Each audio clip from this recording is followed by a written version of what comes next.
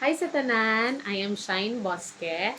I've been an oiler for almost 4 years. Mag 4 years ko karong August. And then, Ningxia user ko for 3 years na.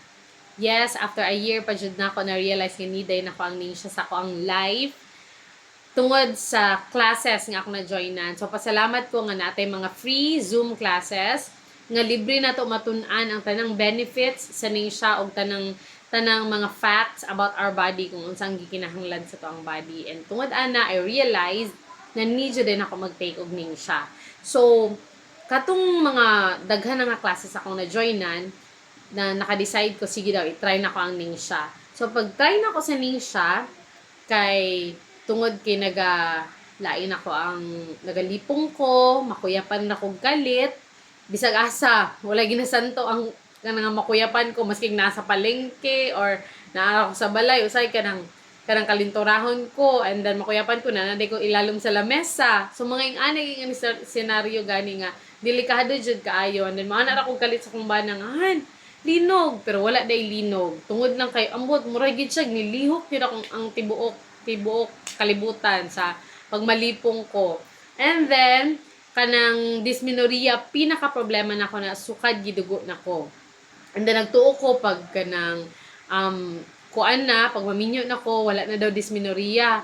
But disappointed kay ko kay nakaduha na lang ko ka anak naagi hapon ang dysmenorrhea mas nag-worst pa kay 5 days before ko dugon magluya jud ko ana sakit akong ulo murag gikulata akong lawas sumuhangi jud gusto kong banangahan bantay sa jud ang mga batahan ihatag lang sa ko akong modede na sila tapos luoy kina akong bana mahanukan siya sa tanang trabahoon so 5 days na before ko kanang kuan mga 5 to 7 days pa sa ana mga minimum of 5 days dili ginang mo less of 5 days nga maglubog ko before ko dugon pag dugon ako 7 days na pod na ang ako ang flow sa ako ang dugo. So, yung ana, kusog kaayo for 7 days ha, malapsan-lapsan, jud ko ana, kusog kay akong dugo, and then after ana, napay spotting. And during dugo na ko, dinhan na ang grabe kay nga dysmenorrhea. Sakit kay akong puson, akong likod, ginapasumbag na ko na paminti sa akong banag, gusto na akong ginaana-ana, gid kay pertig yung sakita ang akong batang. So, makaana jud ko, kung wala sining siya sa akong life, siguro wala dyan na usab. Ang tanan akong ginabati, naagi hapon hantod karon.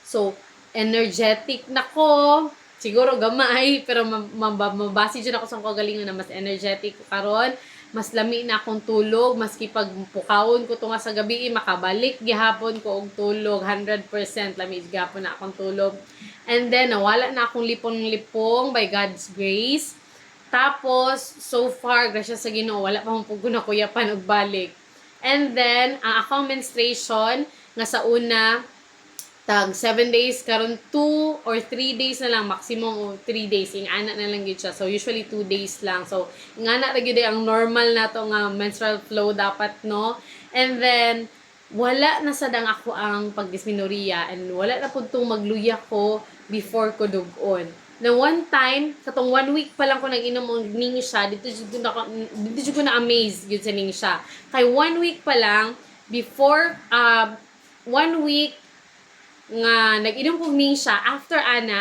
gidugo nako pero wala ko kabalo nga gidugo ko natingala na lang ko pag human ako ligo nag-work nako tingala ko na may ano nga ako ang murag basa-basa man jud akong underwear so pag check nako sa CR na amaze ko kay gidugo nako nga wala man lang basabe walay luya walay sakit sa ulo and so niyon ko sa akong bana nga han amazing kaayo gidugo nako maski akong bana nalipay siya kay wala jud ko'y gibati nga pagluya. So I hope kani akong testimony makatabang ni sa inyo ha kung naay same nga gibati sa ako i-try lang gid ninyo ang Ningxia walay mawala sa inyo ha.